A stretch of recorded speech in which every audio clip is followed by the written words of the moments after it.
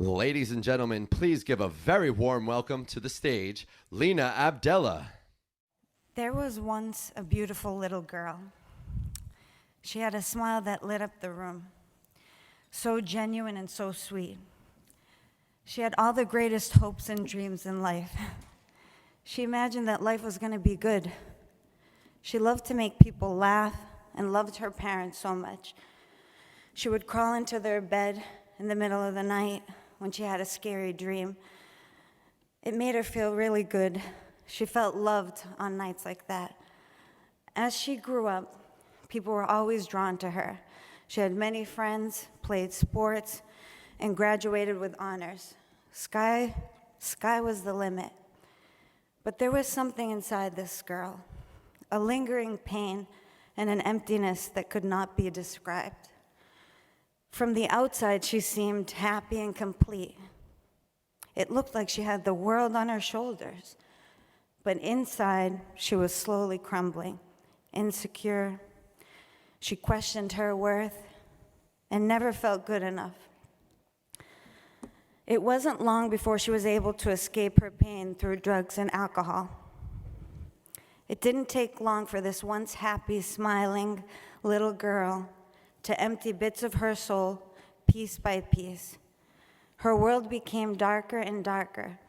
With addiction, at first, the denial and lies are so deep, even if a person wants to stop, they can't. Well, this girl had to hit bottoms she never imagined until nothing was left to hold on to. At this point, there was no mommy and daddy to crawl into bed to.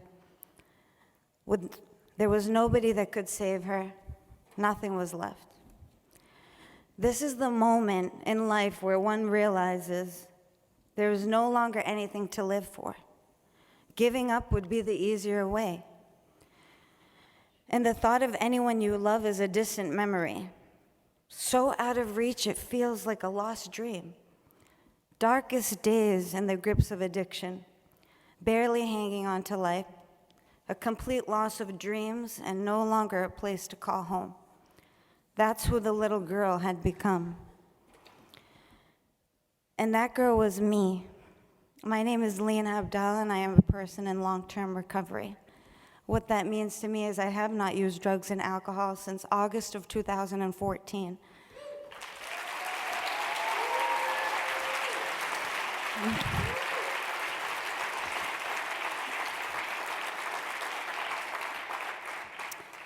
It also means that I'm able to live a fulfilling life today. My recovery journey started with Lynn Drug Court in August of 2014. I accepted it as an alternative to guilty findings. I knew absolutely nothing about recovery. I knew nothing about treatment, and most of all, I had no clue who I was as a person anymore. I drank and used drugs for the first time at 18 years old and found myself in recovery at 28. The world had gone by.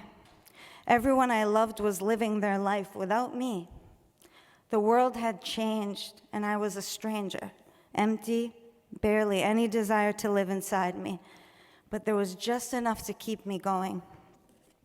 I was placed in a halfway house in Lynn in September of 2014. The first few months were the hardest days of my life. I wanted to give up every day, but begging God every night to give me just one more day. I would say, just give me one more. I had no moving right arm because I had lost movement due to a near-fatal overdose only months before, and it was a daily reminder of all the damage I had done to my life over the past 10 years. After getting some recovery time under my belt, I started slowly feeling movement in my arm. And just like my arm, I started changing. I knew I had to be honest, and I had to fight harder than I ever fought in my life. This is when I decided to lift my head high, and I decided from this point forward, I'm gonna change from the inside out. That was a pact that I made with myself. It gave me the courage I needed to face life. I said to myself, I'm going to become a woman of dignity, honor, who will take care of herself, and in return, I'm going to help others one day. I decided to go back to school to complete my bachelor's degree in psychology at UMass Boston. But I needed to decide where I was going to go from treatment so that I could pursue my education. At the time, Bridgewell had transitional housing available. It was a structured, supportive recovery home that provided a step down after treatment for women in early recovery. This was the supportive recovery home that nobody wanted because it was strict. But about 1 month before it was time for me to complete treatment, I remember walking into my case manager's office and I said, I'm going to Bridgewell. I want Bridgewell. I wanted to go to the toughest, most difficult home because I knew deep down inside that it would make me a better person. I had to go back to that pact that I made with myself. I wanted to change from the inside out and push myself to be better every day. So I knew it had to be with Bridgewell. And this is where my real journey began. I was able to work part-time and attend school full-time because Bridgewell offered such affordable living, and it was based on my income. I finished my bachelor's degree in a year, and I became involved in college recovery. I met students and faculty who supported me and found recovery support on campus. Because of these supports, I was motivated to pursue my master's in counseling. And at this time, Bridgewell lost their transitional funding and offered me a permanent housing unit. And I could live there by paying 1/3 of my income. And only because of this, I was able to pursue my master's degree at full time. Once in my master's program, the real magic happened. I needed a practicum internship site. Bridgewell was so involved in our lives. And when I say our, I mean all of us women who were in recovery and lived in their housing. They provided us with weekly case management, group meetings, and the Bridgewell staff always visit us, introduced us to important community members like the mayor of Lynn, and it made us feel part of something, made us feel valued and important. When it came time to begin my practicum and internship, I knew exactly who to email, and it was Bridgewell. I remember I was so nervous thinking, will they want me? Am I good enough? And I was shocked when I received an warm email that same night, and it said that they had the perfect placement for me. It was Johnson Street Women's Program with the perfect supervisor, Joanna Huntington. This was in 2018, and I never left. Joanna Huntington quickly became my mentor. She was so smart and so passionate about what she did, an ally to recovery. She was ruled by her values. She taught me everything I know today. I am absolutely name dropping, and I will say it again because I literally am only the person I am today in my career because of her. My life goal quickly became to strive to be like her each day. I'm still working on that.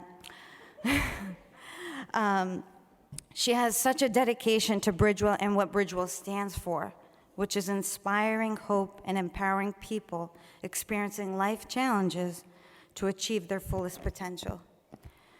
I speak so highly of this woman because when you come into recovery as a person who has lost yourself, like I did, who has lost everything, depleted any ability to live and thrive, to be so lost, but you meet somebody who can show you the way through their honesty, their dignity, and their values, you never forget that.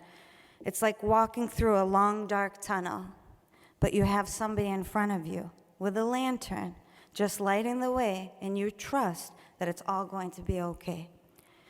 Under her wing, I completed my practicum and internship. Once I graduated with my master's in 2019, I was offered a position as intake coordinator at Johnson Street Women's Program. 1 year later, I became program manager. In another year, I became clinical director. Now with our expansions of recovery services, opening our family supportive living program this past December, as you saw in the video, called Lotus House, I am now the clinical director of recovery services for Bridgewell.